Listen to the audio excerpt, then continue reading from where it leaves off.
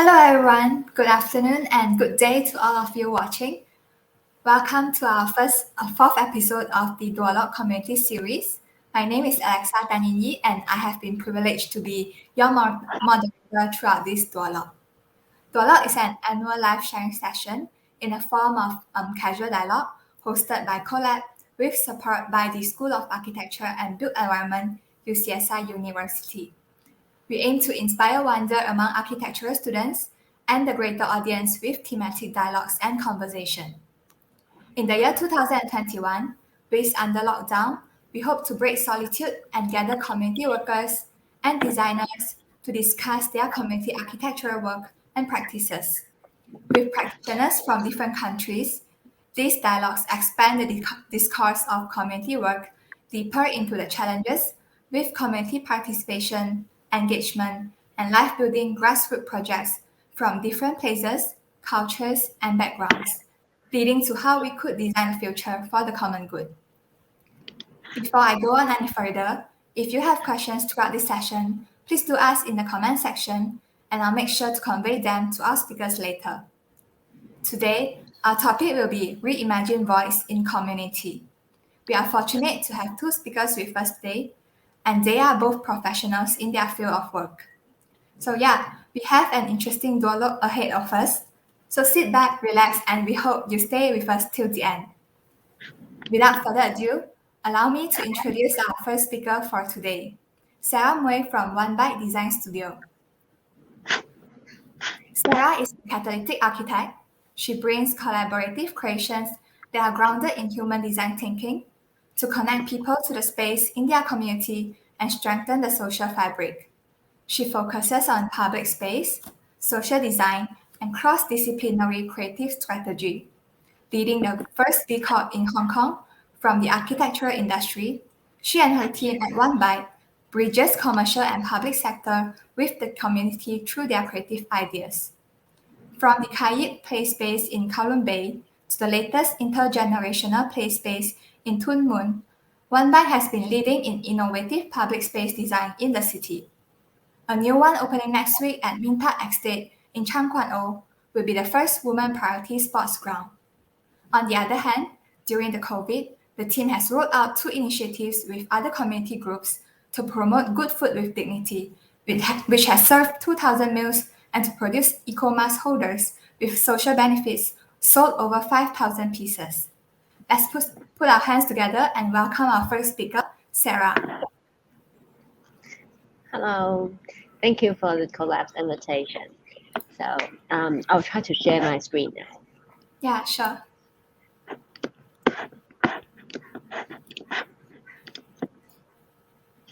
Okay, so can you see my screen? Yeah. Okay, great. Okay, so thank you again for the invitation, and thank you, Alessa, for the introduction. So I really hope I can come to Malaysia in person, but I hope after all this COVID drama, we could meet very soon. Mm-hmm. And so for today, I hope in the next 20 minutes, I'm going to explain to you what One Bite is and one of the projects that we have started since 2017, which is called Project House.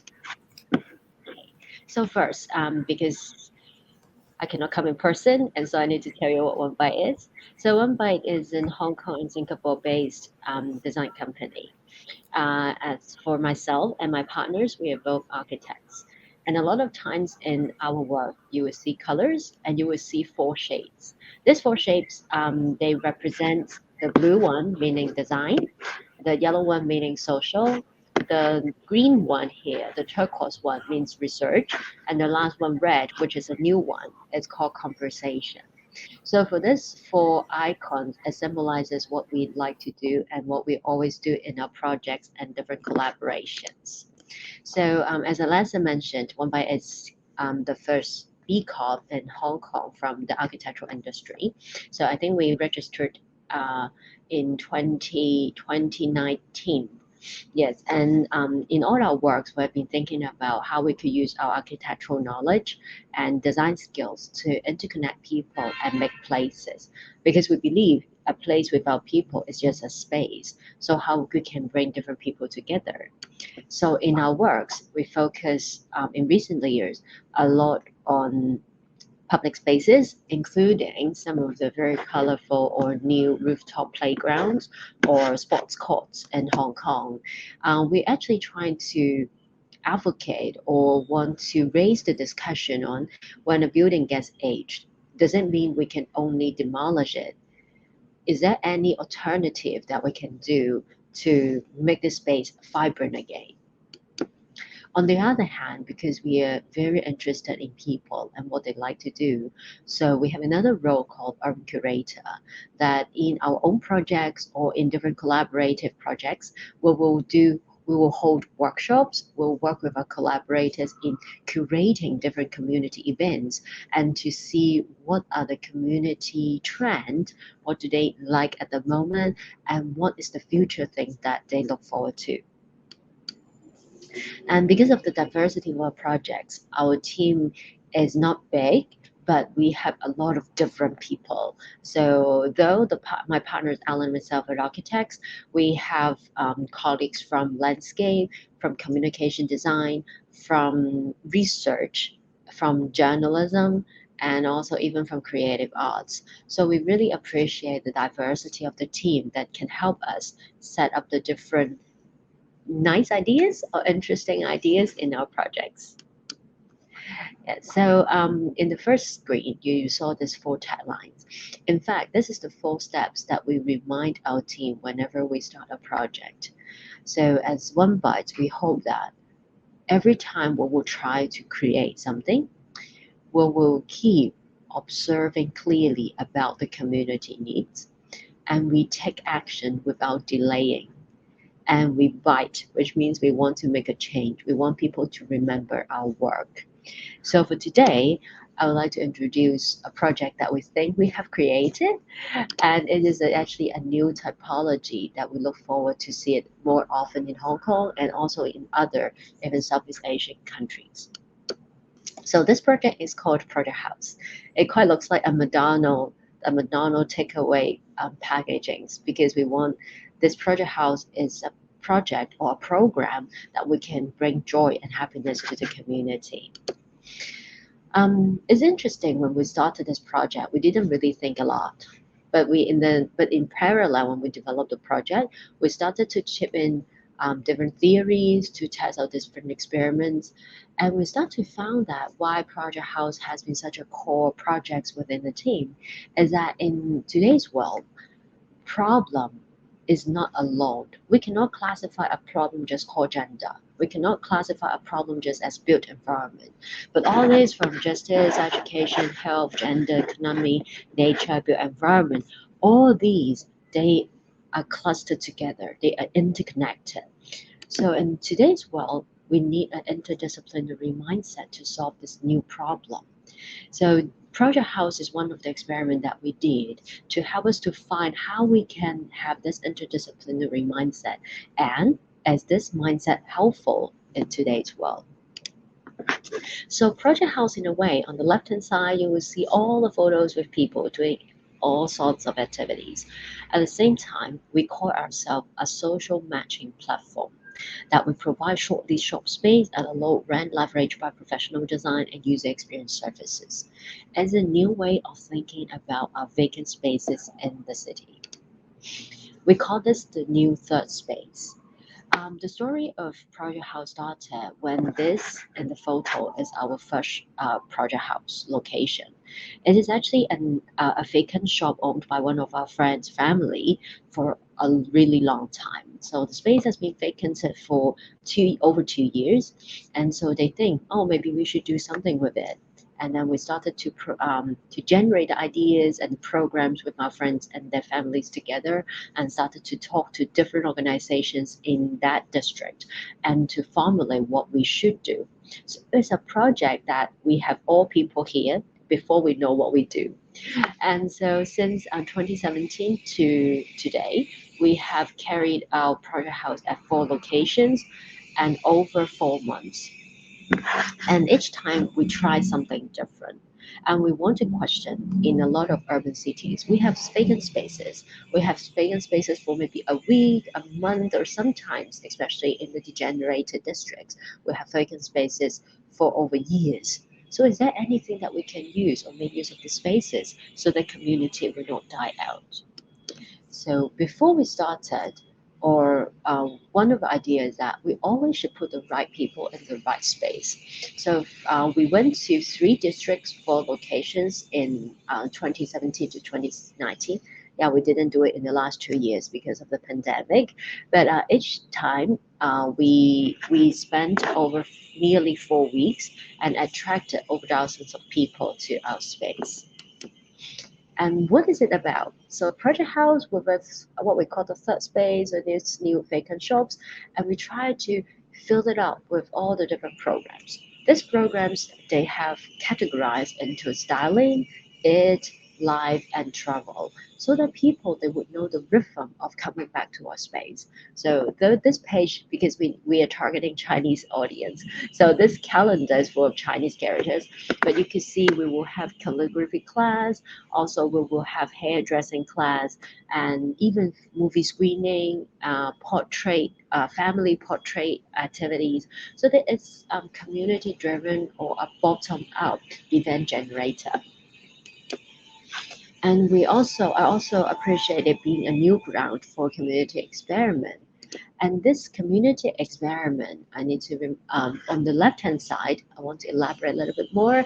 This is called Green Price Supermarket.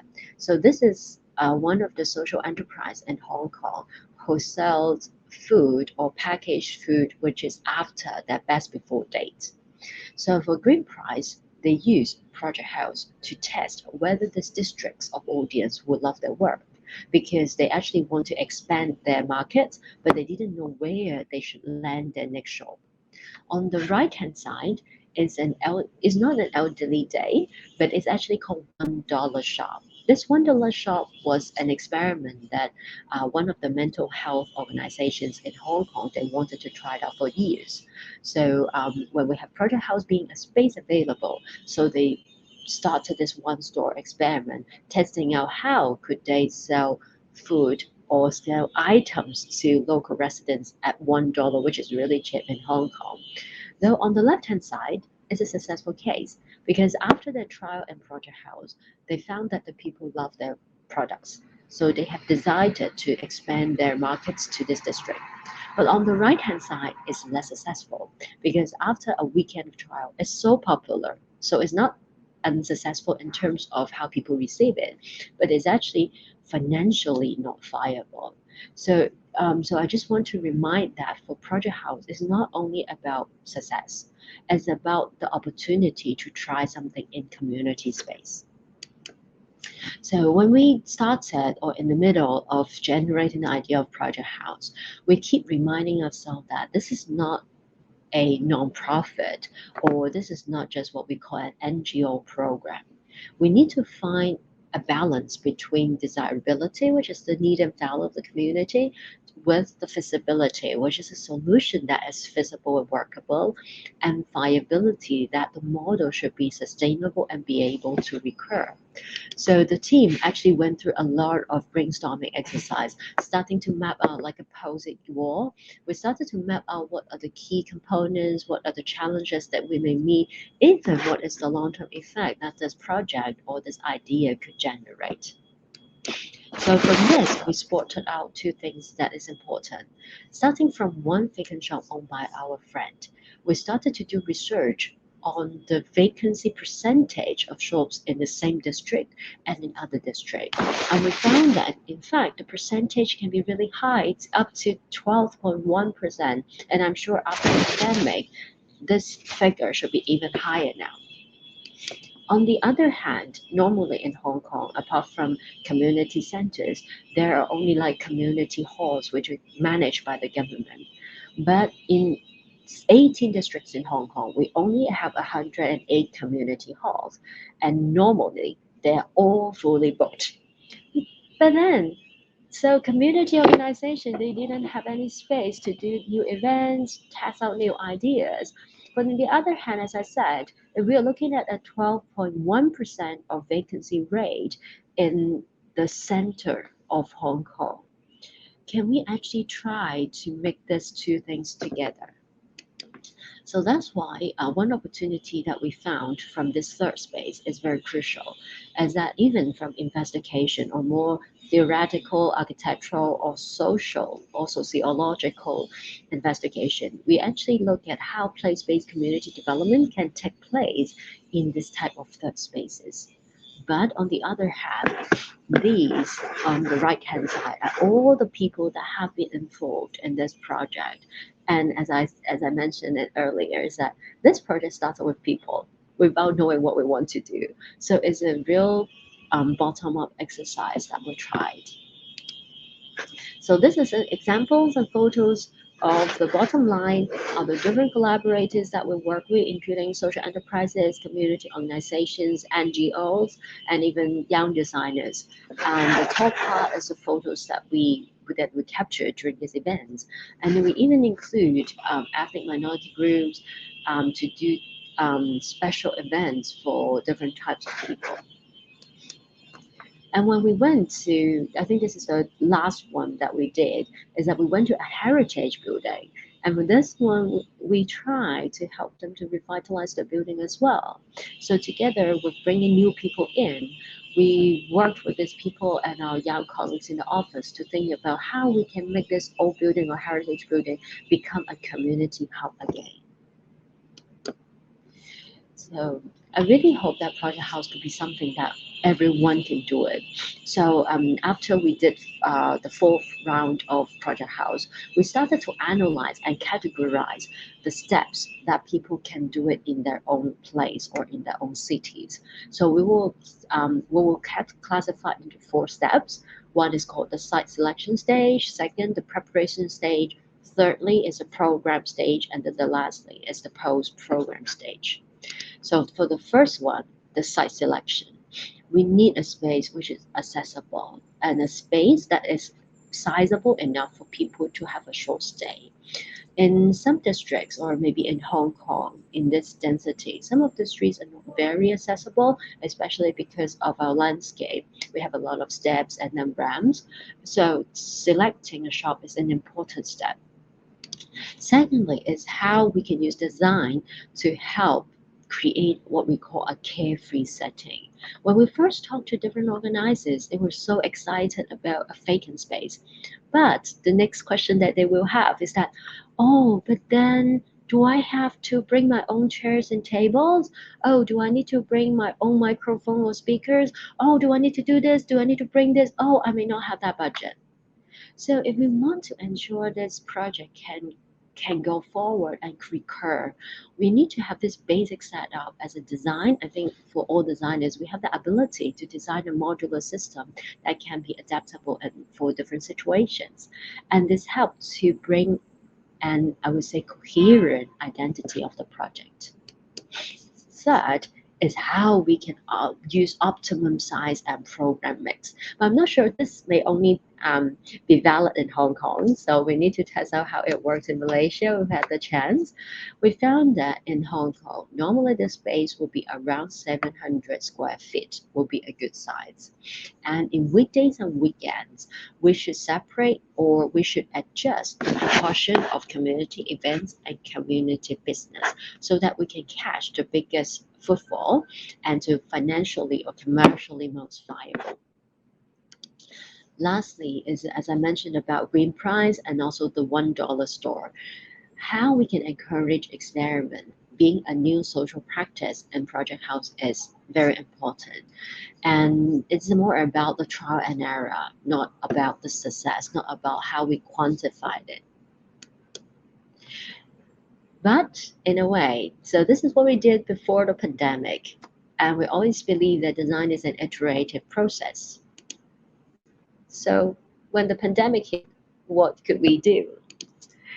So the community needs change. And I think it's when is it? I think it's last September when the pandemic hit was too heavy. Oh, last April, sorry, it was Easter. So we were thinking about what is the next wave? no one will give us a space because no one will come to our space. So is project house dying? And what should we do? Or in fact, what is the community needs now? So we started to talk to different NGOs again, talking to people who is affected, what we call the new jobless or jobless people, and see how can we do or transform Project House into a new community support. So we think of a new idea is that in pandemic, we may lost our job, we may have been locked down, and one thing that could actually help us mentally and physically is to stay healthy with good food, which can bring us some good mood. So we started to transform Project House into a new project called Food House. So this food house is like a takeaway shop or a takeaway point where we will bridge restaurants which have been affected in pandemic and people who would need better food during pandemic, and it's supported by crowdfunding and also different donors.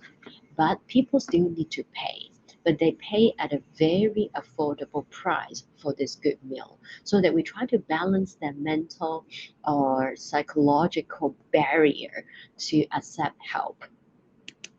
So we believe good food, good mood. So sharing creates enough in the community, and food will definitely help us to soothe our mind in the pandemic panic. So this food house community kitchen, we started from May last year till December, and we had it at two locations, one in Hong Kong Island and one in Kowloon side. And eventually, we sold over 3,000 meals, and we connected to around 5 food factory or restaurants that's in need. And this is just a photo of our team, and I think we generated this the whole idea in 2 weeks, and we launched it in 3 weeks. So this type of very agile working method is quite common in our team, because I think this is the way how we want to respond to community needs. So we try to work with people in within the app so that they can just book and order their food, and then they can go to a shop to pick up. So this is how we transform Project House into a mobile and virtual platform for food for everyone. And now, after December, so what's next? We found another trend that there have been more restaurants. Of course, in Hong Kong, I think the pandemic situation is getting slightly better now. So restaurants doesn't need a lot of help. There are more affordable food now, and government has reacted to help the people being jobless or jobless. So we started to review and reiterate our next prototype again. So we start to look at what's the next thing for Food House or Project House 2 or Project House version 3. And then we start to think about, are we really stopping here? What's the next thing that we want to generate from Food House? And we hopefully in November, we're going to launch something different. So this generates from the idea of Food House, but we want to expand it to everything that we spend daily in the community. And it's going to be a new program called Social Miles. And the new tagline is called So Good, So Good. And I hope I could share this idea with you later when it's launched. And I definitely think this is something that we could all work together in different cities in Southeast Asia. So I think this is the last slide of my presentation, and just want to remind everyone that when we talk about agility, it's always about transformative, how catalytic, how we can generate or trigger different people to join in the program, and people-led is always one of our core concerns in our team. So I hope you'll enjoy this Project House Food House and Social Mile thing, and yeah, I look forward to showing you more later. Thank you. Thanks, Sarah, for the wonderful sharing. I believe we have all been inspired by the project house itself. Like it not only reclaims the forgotten spaces in Hong Kong, but also like help people to discover the simple joy in life. It's like a hub for all the social startups, young designers to experiment their new ideas, and also in a way, One Bite has able to outreach to the right audience. Yeah. Yeah. Moving on, before inviting our second speaker, we would like to introduce Xiaoyang Wang from One Take Architects. Xiaoyang Wang studied urban design at Cardiff University in Wales and architecture at the Hebei University of Technology in China. After completing his degree, he worked as a chief architect on a number of projects on different scales at AATU. Xiaoyang Wang became a partner in 2018 in the office of One Take Architects, and he is responsible for the design and concept development. He participated and supervised the entire process of the Highlanders Height project, which won the A Design Award 2019 to 2020 Bronze Award, studying and focusing on the renewal and development of public space, and based on the idea of cities are built for dreams. He is trying to find a self-evident way to express the vision of a place where people are living a varied life at present. To be a successful and socially responsible architect and urban designer is the ultimate goal of his life. Let's put our hands together for Xiaoyang. Thank you. Hello, everyone. I'm Xiaoyang. I'm the partner of One Take Architects. I'm very glad to be here, share our practices, and I can share my screen. Yeah, sure. Okay.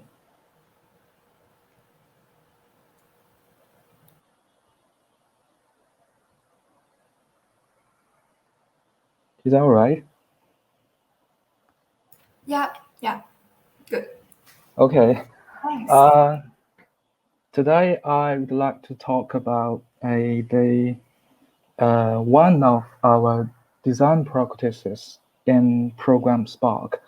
And briefly, Program Spark is launched by our design team, a non-profit organization about construction and art education for left-behind children.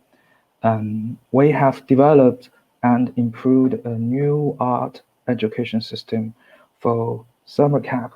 So today's share is one of this design projects, Highlanders Height. And Highlanders Height is launched in the summer of 2018, and in the summer camp of Tanghe Primary School in Luotian, Hubei Province. And our design team and the Sunners is the camp organizer. And we work together with the colleague volunteers and the left behind children, designed and built this spatial installation. And about Highlanders Height, and the construction camp. Children of the construction camp are the users and experience of the installation. And these children are encouraged by architects to rediscover the logic relation between the site and the construction, to define its function and to participate in the building process. So Highlanders Height could be viewed as an installation collectively created by its future users. And this kind of installation build activities has a long story in the village of Luotian. However, in modern cities with a dimension of labor, few users could participate in the design and the construction buildings. So in this small spatial installation, we managed to reproduce this interesting process and restore a social property of buildings. That's public engagement.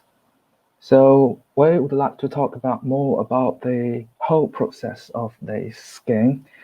And firstly is about the structural materials, wooden landers. And Highlanders Height consists of 20 independent wooden landers. This kind of lander is one of the most common and easily to buy tools in China rural areas. Its main body is cut or polished from China fir.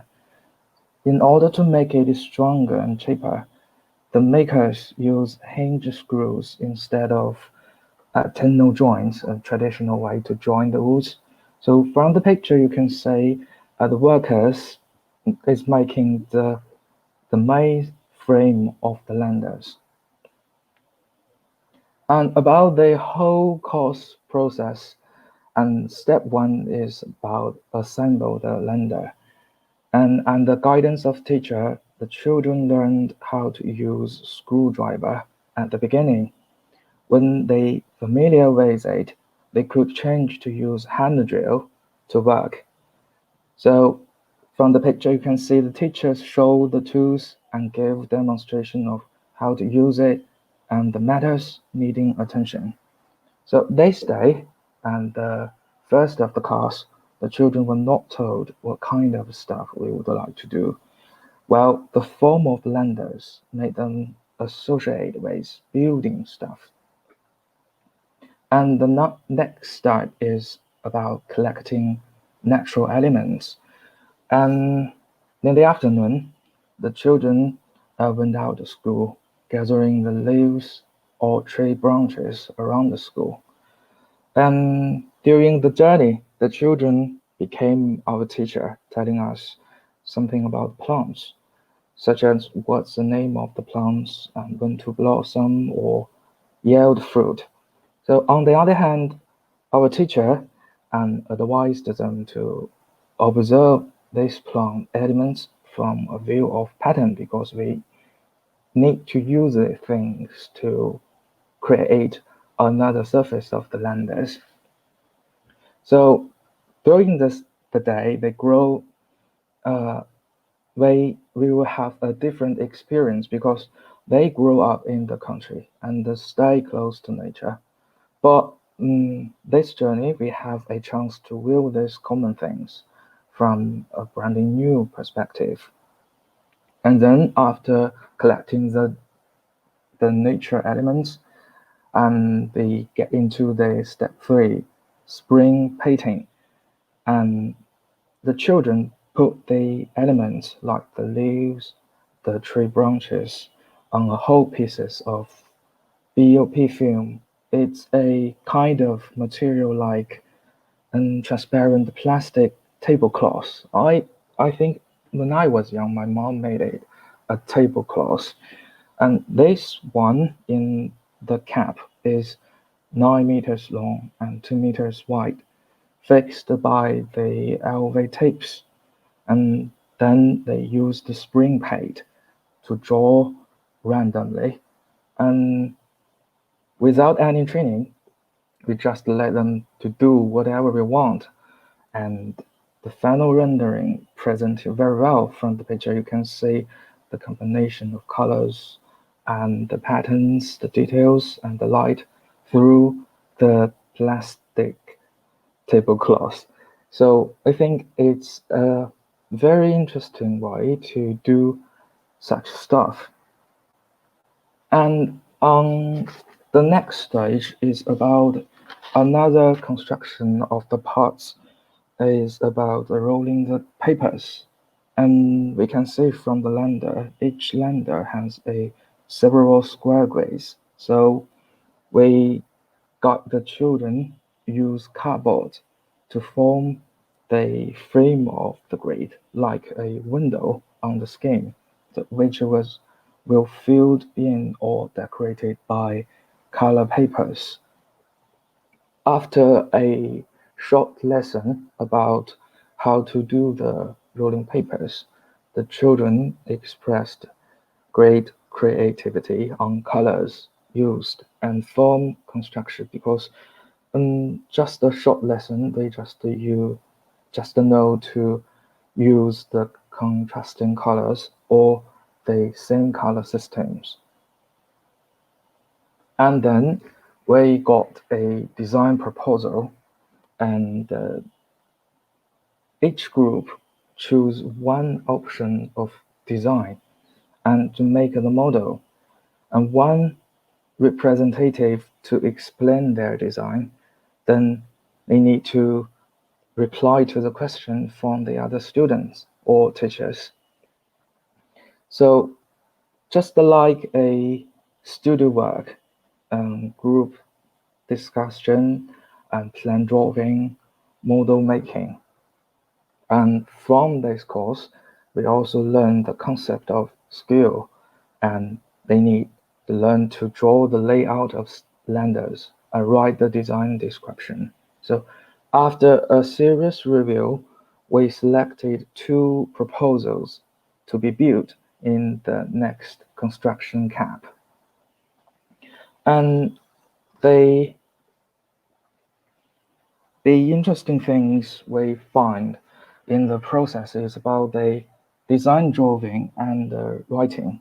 So from this picture, you may say they drawn the plan using different techniques of expression. And from this picture, someone numbered the opening and closing angle of the landers, and the numbers is 1 and 2, so they line the landers in line 1 2 1 2, and someone used a greater than characters to lay out and in a circle.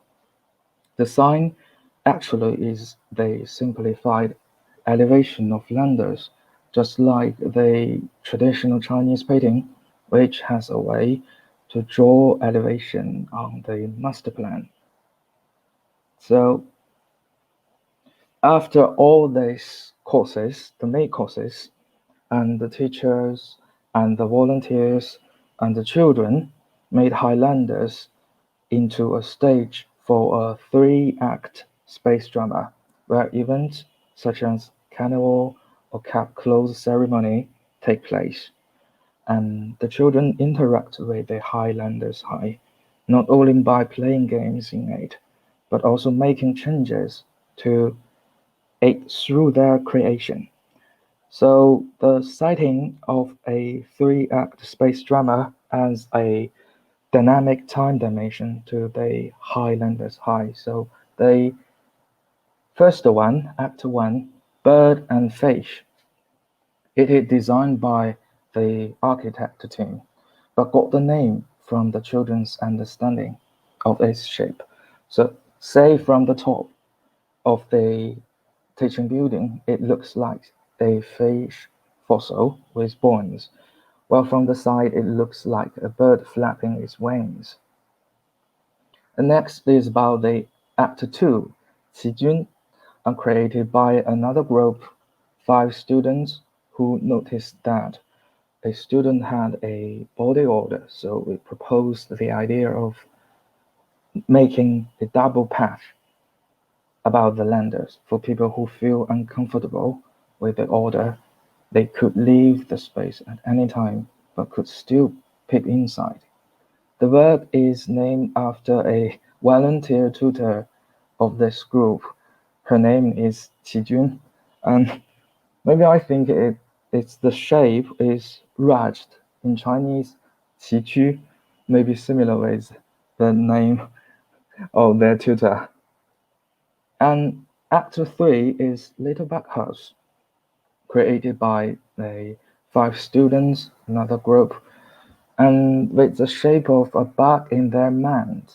The group built the body, the tentacles, and the limbs. We define it as a quiet space for the odor and the wake to read and rest in. And the picture in the right, you can say that's the whole scheme of the lander, Little Back House, as the entrance in their final, like a close ceremony. And so I think it gave a good atmosphere in this place. So all around these things, what we have to do is about make architecture as a medium to perceive the world. And we do these things because our aim is not to cultivate future architects, but to use architecture and arts as a medium to perceive the real world, to guide and help these left behind children grow and to let them return to the world through a physical participation. And they think it's much useful than focusing on the education than planning a building or a village. So they are the images about the exhibition. One of my favorite pictures, and the installation on the playground, and late night we shoot this picture with the stars shining in the sky. Very quiet and very amazing. And the next chapter, briefly to say, is a chance to rebuild the installation in a urban area, a smile in Qinglong Hutong. At the same time, we got the invitation from Beijing Design Week. So, program Spark reconstruct the installation in Qinglong Hutong in Beijing with the help of community and students, and give the chance and let sparking the memory from the left children to the local children. So we can see the process of reconstruct the landers. We choose the other materials to make it better, because some of the materials are waterproofed, so it may be good. And another material choice, and they can say the children in the local, they also like the installation, the memory from a mountain area. So that's all the practice we have done in this project. I think we could keep going for this stuff and make better for the future. Thank you. Thanks, Xiaoyang, for sharing your story with us. I believe all of us are very inspired by the vision behind Program Spark, where you don't aim to nurture architects, but you genuinely want to help the children to help build their creativity and like ignite their imaginal potential in the arts field. And like Program Spark also like gives the children the opportunity to do a lot of hands-on work, like learning how to deal with drills and screwdrivers, doing paper rolling, and then the necessary drawing skills that is required for the Highlanders Height project. Yeah, really love your sharing. Thank you for sharing your story with us. Before we move on to our next session, which is the highlight of our Dualogue, I would like to also introduce our guidebook that is happening. This year, we are aiming to produce a comprehensive research-based guidebook for community architecture, and this book will take a deeper dive into the issues and challenges faced by the different countries' community architecture projects. And we will also construct a clear reflection on the mistakes and faults, as well as the strengths and learning outcomes, respectively. Of course, none of this would be easy without the generous support from our community. So I would like to hereby raise a crowdfunding to make our guidebook happen. We would greatly appreciate it if you could contribute any amount to our team. If you wish to support us, please contact our UCSI Survey Facebook page or click the link below for further details. On behalf of our team, we would like to thank you in advance for your contribution. Yeah, so moving on to our Q&A session.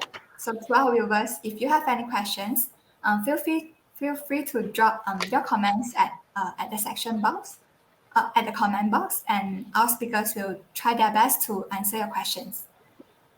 So Sarah and Simon, thanks for sharing your works with us. Do you have any thoughts and comments about each other's work? What is the biggest challenge in doing non-profit architecture and art education projects in mainland and China? The big challenge, let me see.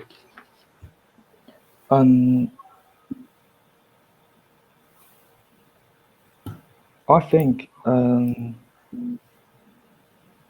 based on my experience, the difficulties we faced is about get trust. On one hand, there need a third party to connect to the community with us.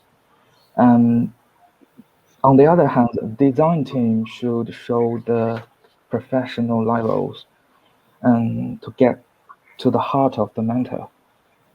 You need to propose a attractive plan quickly so they know you are professional. You can do it better. So that's the main thing I think is a challenge. Get trust. Yeah, thanks, Sarang, for answering one of our audience question here by Anand. And yeah, Sarah, maybe you have any thoughts on also the challenge in doing project house. Yes, I agree with Xiaoyang that trust is something very crucial, and I think everyone who's working on community projects, we will have that struggle, even how to say hello, like how to ensure they will respond, and what is the thing that they won't find it being just a spark. Like I really like Project Spark because they will have an impact on all the younger generations. But I'm sure when each of us start to this type of projects, and then how we can ensure that they trust us and how we manage expectations so that we let them know that we are learning together as a team. I think that is a challenge that I have always faced. Yeah, so I like to ask like how did your journey in community architecture begin for Program Spark and Project House? How did this idea came about? Maybe Sayang would like to go first. I mean, they program Spark. And before they program Spark, a one-take architect and finished several design projects in a rural areas for many years.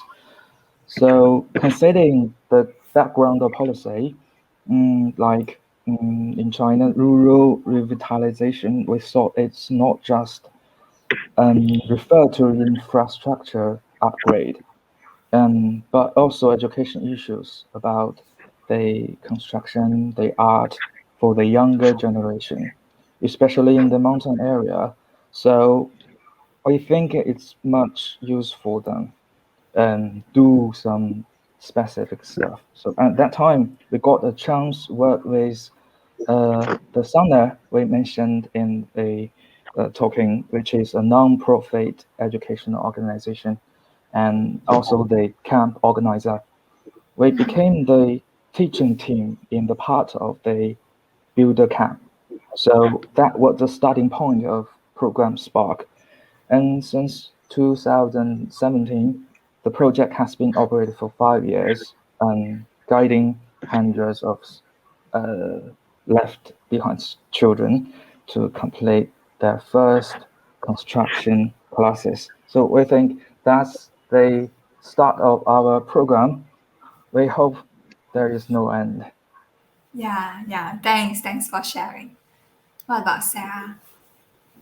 I think for us, it's like the similar journey because since we started One Bite, because we have that social branch, so we have been working with or building up our relationship with different nonprofit organizations or community organizations on different programs in designs or spatial designs.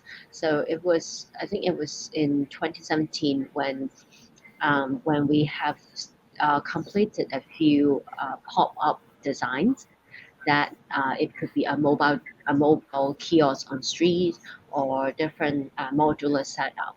And then some of the friends started to talk to us, saying, "Hey, if there's some vacant spaces, what we could do." Or especially when we look at some districts where they're undergoing regeneration. So once the developers started to buy the flats or the shops, and then the whole street is dying out. So there were a lot of discussions about this regeneration, or how is regeneration equals dying of a community. So I think it's at that point that we started to see what we could contribute in the discussion. I see. Yeah, I saw and read about how One Bite usually gather. You guys have a pop-up store where people come and give ideas, and you guys identify the vacant shop houses in your area, and then that's how you guys bring it forward to Project House. Yeah, it's very interesting, and I feel that it's very engaging. So talking about community engagement, so you guys have any thoughts on how to ensure a very successful community engagement?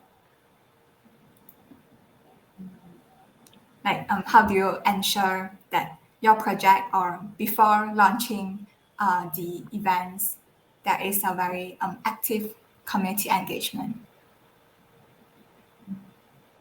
For me, I always love to work with social worker or people from sociology, because I think as designers or architects, we speak the language of architecture, but a lot of time we may not be the best person to talk to people or to learn how to speak their language. So a lot of time when we have community ideas, the first one that I would call will be a social worker. We will talk to them and see, do you think this idea is new? Do you think that will work? Or if it works, what should we do? And I think that helps us a lot in understanding the real picture. Because sometimes I feel that architects are very like a dreamer. We dream of everything and we dream about the best situations. But then when it goes to the real world, it would be different. And we need someone to connect us with the end users. So I think collaboration is really the key to make a successful community engagement. Yeah, thanks. So do you guys normally work with NGO, and how does the collaboration happen in Project House? Um, it's quite weird. We did cold call. So I think of course we do have like 2 to 3 groups that we knew them, so we try to talk to them. But then on the other hand, I think as Celia mentioned, when we want to build the trust, we need to know them first. So I think our team spent a week calling, just flipping through the phone book, and then call everything that we can find in that district. So I think it's a very, I would say, a very stupid start, but it actually helped us to meet some new friends. Yeah, thanks. Thanks for sharing. Any thoughts on this for Project Spark? I For us, I think um, because of they got a organizer behind us, so most of us focused on the design program. So we just transform these issues into a opportunity of insights for the innovative design strategies. So that's our main work. But we also need to communicate with the stakeholders and the local, and we need to consider the activities, background, and life, etc., such things. So we think we need cooperation with the other. So, but for us, we think the professional do the professional things. So, and we face the same problem, but we think we focused on the design. That's what we do in this stage. I see, I see. There's one question from our audience from Alan Tay. So, to both speakers, do you see this as a new trend for young practices from around the world to be involved in community based architecture as opposed to the traditional mainstream architecture? For us, we also do the traditional design works and schools, commercial buildings, lights, housing, but we do house design. But I think program Spark, just like this installation arts, is part of our design life, and most of our design team didn't earn money from constructing these installations. So it's just a passion. It's a love to do such things. So here I have to sex for my partners, Li Hao and Shi Qian. They are passionate with this program Spark, and they found them and they push the whole process of the working. So I think that's the passion and made us to do a better. And so I think for young people, if you want to make money, maybe that's not a good way to choose this way. But I think if you like it, you just do it. Yeah. And I think I hold a slightly different views, but I agree with Xiaoyang that you really need to love or you need to have the passion in community to to walk along the path in this journey. But on the other hand, I think in recent years I start to see how our passion or how our involvement in community help us to develop a business. So I always hope that, or we are trying to work out, is how commercial, how business, and how society or like community or environment can have a balance in our practice.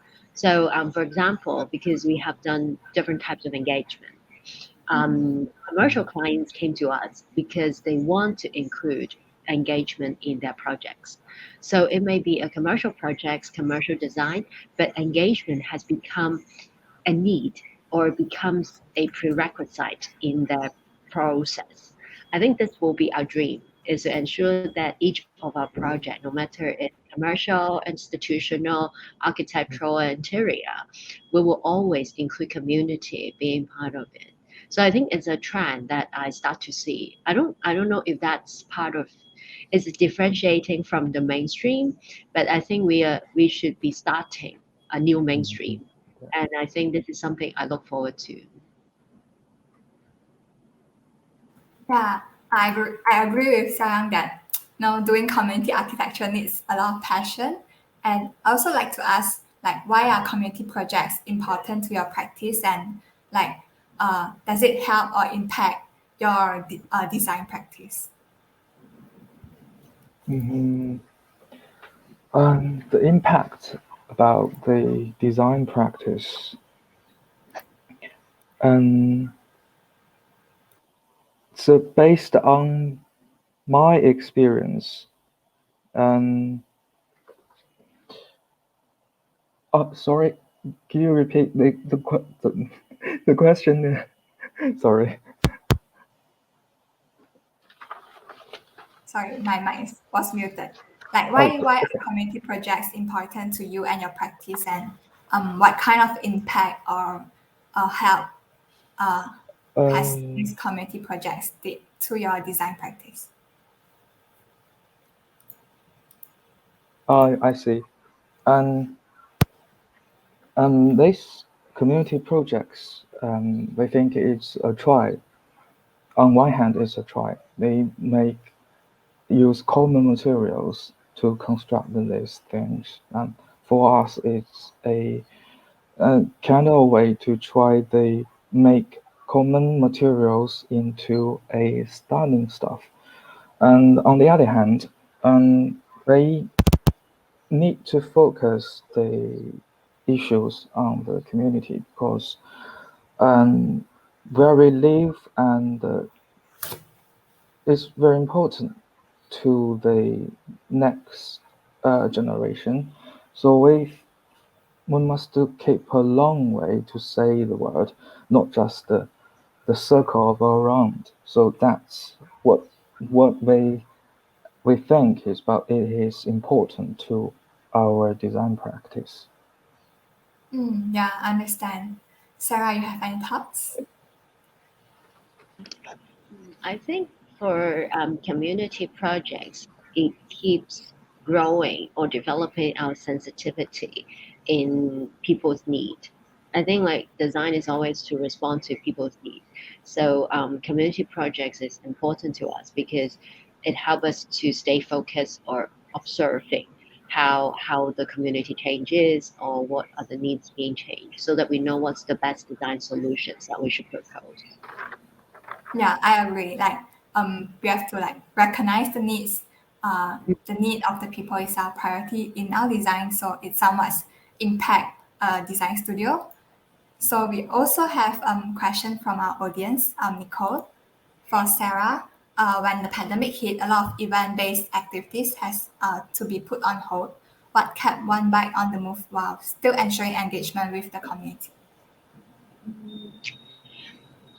I think it's we do struggle a bit in the beginning, but luckily I'm sure a lot of I think UCSI has been using Miro as well. So a lot of online platforms have helped us react or to change our mode of engagement with the community. So we test out step by step. We set out with some smaller groups and then into some bigger engagement programs. And even we tried it with school students. And it was amazing, though we did much more preparation than we usually did in a physical event. But I love the way how kids responded. For example, there was a workshop that I love is that we ask them to just pick a normal paper from home, and then we do like a cooking section where we'll teach them how to tear the paper, how to wrap it, how to stick, and how to did it. And all the children they were so involved and engaged. It gave us so much insights in what they are looking for in their school environment. So I think everyone in the world learned how we respond in a pandemic. But I think there were really extra effort that we paid to ensure, for example, even when the Zoom didn't work well, when someone, for example, when people of certain age, it was really difficult for them to learn how to use Miro. So we gave them extra tutorials to teach them before the real workshops. And also we will have more facilitators. So they are more like verbally instructing the facilitators to move things on Miro. So they will be looking at the screen, someone will be drawing for them.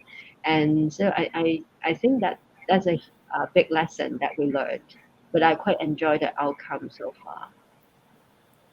Yeah, thanks for sharing, Sarah. Nicole, hope that answers your question. Also, we have a question from Guma, one of our collab members. So, for both speakers, in your opinion or experience, how can we inspire more youth to take on community-based projects? Inspire youth to take on Yeah, community. And our advice is clarify your aims. What is your aims? And on the next stage, you need to do something surprise, make surprise to people. And because um no, because everyone wants to get surprise, no matter they commercial business company or just a stakeholders. And so we think make surprise is on your design scheme. And finally, you should get your clients into your friends. And we should say we have to insist on doing design work. That's my opinion and experience. That's it. And I think for me, um, I think giving them opportunity to involve so that they could experience it by themselves will be effective. Yeah, for example, when we were doing Project House, it may be organized by a team of 3 to 4 colleagues, but we asked everyone in the office to take part in one section of project house when it's carried out, so that each of them would have that opportunity to talk to people, to see how the space change, to react to community, even they like it or not. So I think that's how we try to do, is that we force everyone, you just take part. Whether you like it or not, that's not the result, but we want them to experience by themselves. Yeah, I see. Thanks for sharing your thoughts. Speaking about like creating surprises and like different kind of designs that engage people, I like to ask like what are the considerations behind all the event curations? For example, project house or program spark.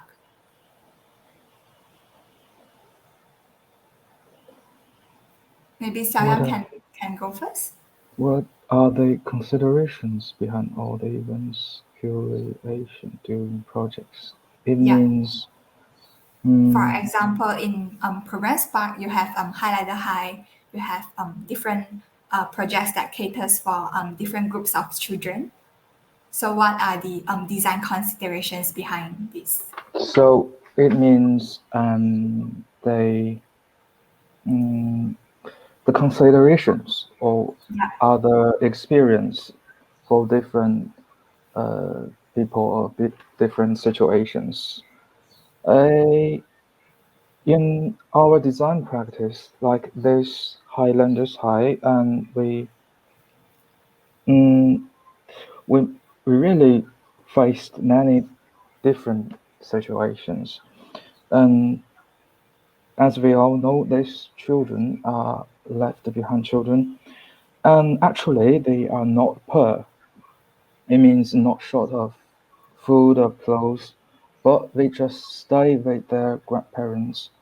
Their their parents walked away from the village, so they just didn't know what to do in the future. So before we make the design courses, they have to think some considerations like, could they understand what is installation and how to do the installation, because the average age is about 12, so we're not sure, so we have to consider it. And we have to say, could we join in the process without the help from the teachers or tutors? And on the other hand, we have to know the balance between the creation from the children and the help from the teacher, the intervention from the teachers. And during the class, we need to adjust the tempo of methods to grasp their attention or to expanding their ability or capacity to create stuff.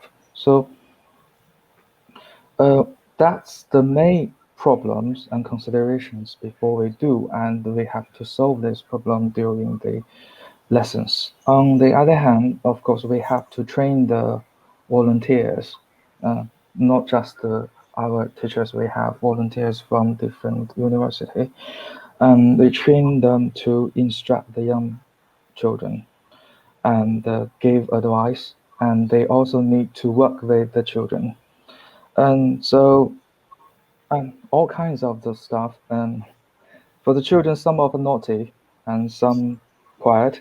So you should play a role, like a friend, a new friend, as well as a teacher, sometimes with humor and sometimes very much strict with them.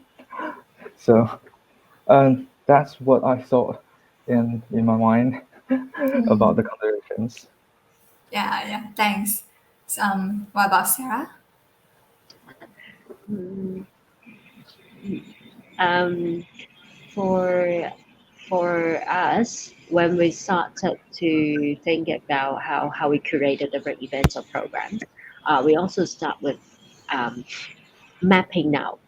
the characteristics of the audience, like the participants. So whether they may be elderly, whether they may be children, or even families. So we try to tailor-make different interactions for them, so that it's more specific.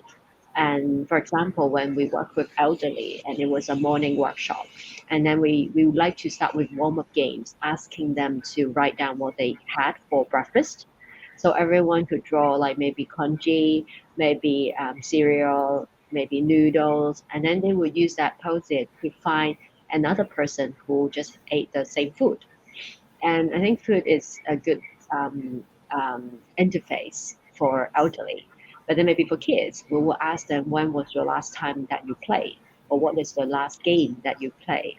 And so we did a lot of mapping before we plan our engagement or our events. But of course, as I said, we always try to ask if we have a social work partner, and then we will ask them, what do you think we should do? Anything that we should avoid mentioning, or anything that they would love to engage? So it's a lot of back and forth discussion with our collaborator. I see. So in projects like Highlander Height, were there any surprise turn when the children, like some of them are quiet, some of them are extra active? Like, were there any surprise turn during the construction or the build? Many surprise they mentioned in the talking, and I think two things stands out in my mind. And one is you say they at the beginning, and the project is secret. They don't know what we will do. So we try to avoid the only answer or standard answers. So we use a curiosity to attract them to do the next stage and making diversity. And and during the spring paint, you say in the slides, I don't know what we will do in spring. We have no time to train them. We just to be careful because some of the spring is dangerous. It's not good for the children. We just to make sure the safety. But they just use this spring paint. The combination of color is stunning, and it's for me it's very interesting and amazing to say the rendering. So that's the one thing, and another is about the design proposal process.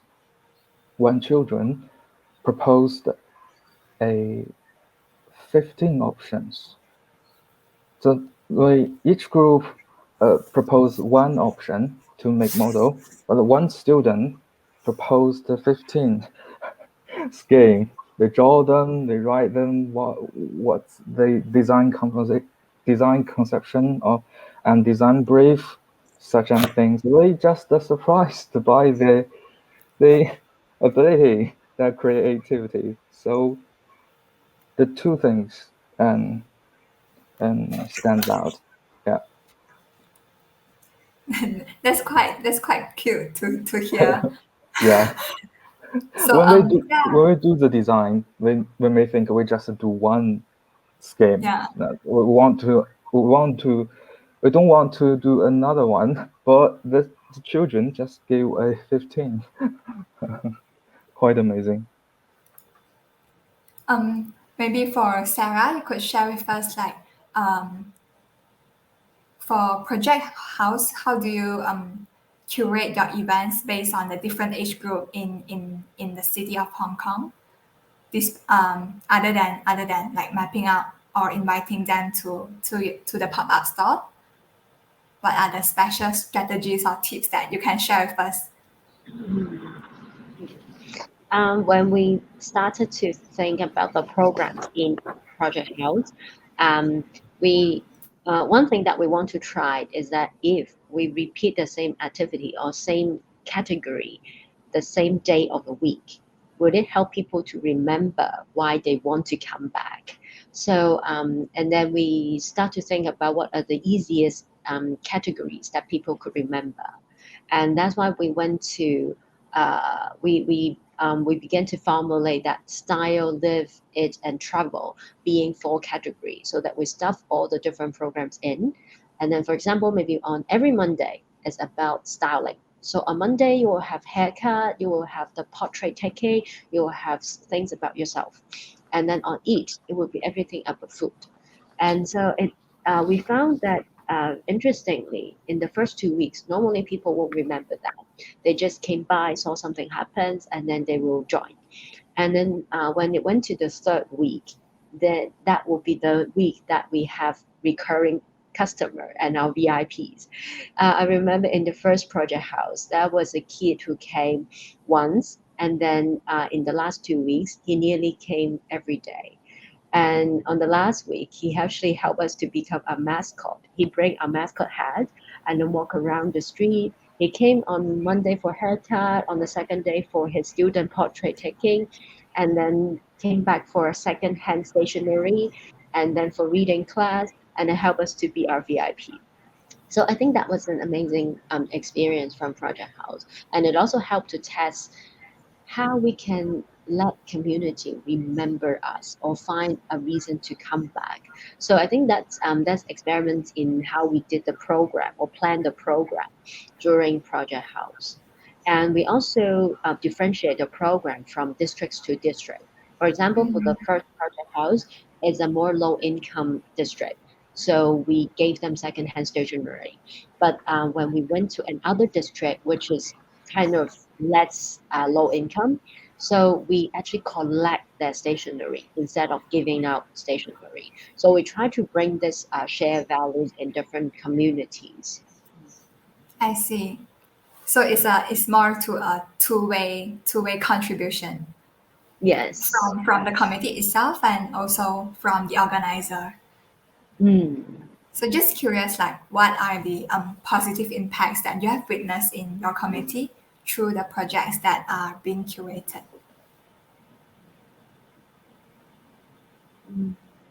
I usually feel very excited when you can see people being empowered, because when they feel confident to tell you what they want, when they feel confident or comfortable that they could enjoy the space, I think that's the impact that we look forward to. So they don't have to carry a lot of solid knowledge after they came to our project or programs, but what we call the creative confidence is something that we can empower them. I see. Thanks for sharing. Any thoughts on this, Sarah?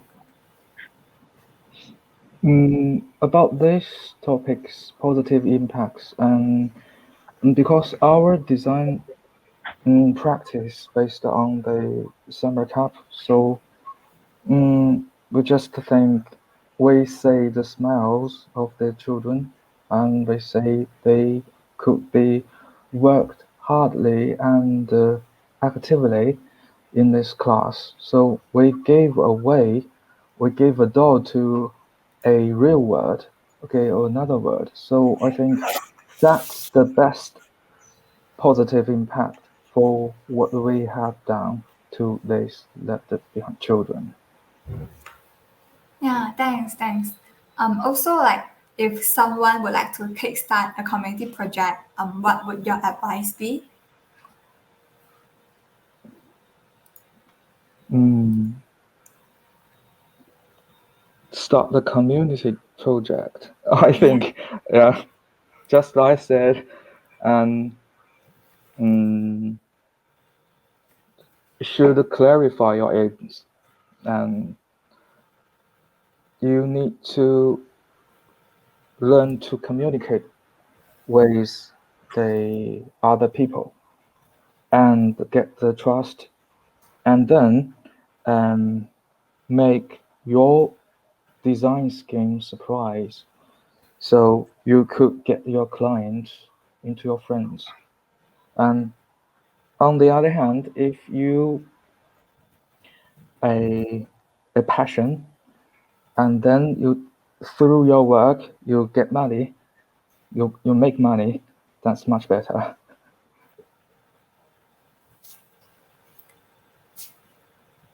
I think Xiaoyang's point was very good, and I think whenever you start a community project, do not start with the mindset of being non-profit. Like I think as a practitioner, everyone needs to earn a living, and we need to implant to even commercial clients and commercial stakeholders that community engagement is actually a need to help them to build a more sustainable project. So it's not about just nonprofit, but it's about the win-win situation. So before you start something, always think about that desirability, viability, and feasibility as a whole. I think that will help to make a project more sustainable. Thanks for sharing your opinions on this question. So before we wrap up today's session, any thoughts or views about each other's work?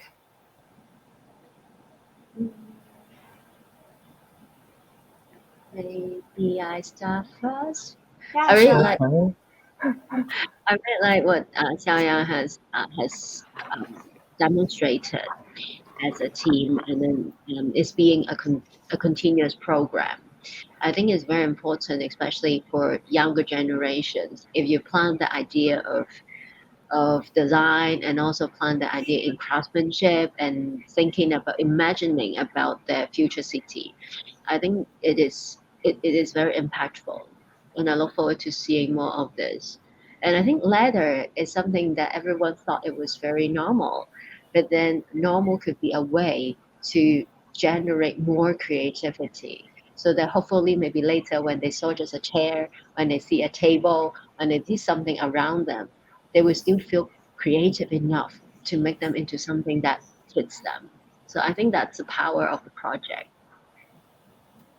There's one question from Doris, our collab founder. She would like to know, like, is there any differences in conducting community projects in urban settings or village settings? Open settings. Yes, Yeah. there were difference between the rural area and the urban area because in my experience, as Sarah said, you need to concern the urban issues, many commercial things, and the communities, and the urban vacant, wise, and such things. But in the rural area, what we should care about is about the people. Sometimes in at this time, most of the people are not poor, but we need to know what we will do in the future.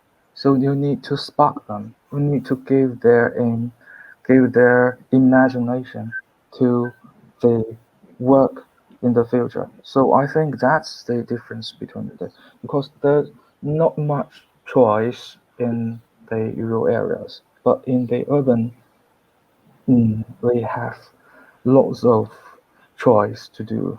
So I think that's the main difference between them. Thanks, Sarah, for answering this question. Sarah, you have any thoughts? I think I'm not very experienced with the suburban and village setting, so I think Xiaoyang's point is very good. Thanks both speakers for sharing your thoughts on all the questions that we have from our audience and also from our team. So I guess uh, if both of you don't mind, we will also be sharing your social media accounts on our comment section for our audience. And I guess that brings us to the end of our session today. Special thanks to Sarah and Xiaoyang for the really inspiring sharing, and as well as our organizing team. Thank you for Thank inviting. you. Thank you.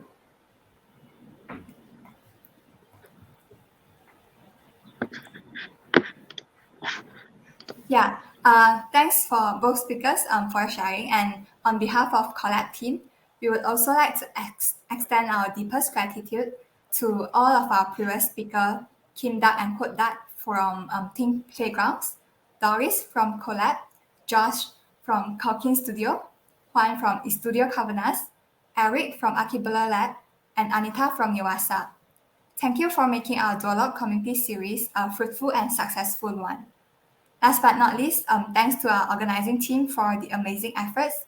I believe it has been a very inspiring season. We hope to see you again, and do like our page at UCSI Sabe to receive our latest updates. Stay safe and see you again soon.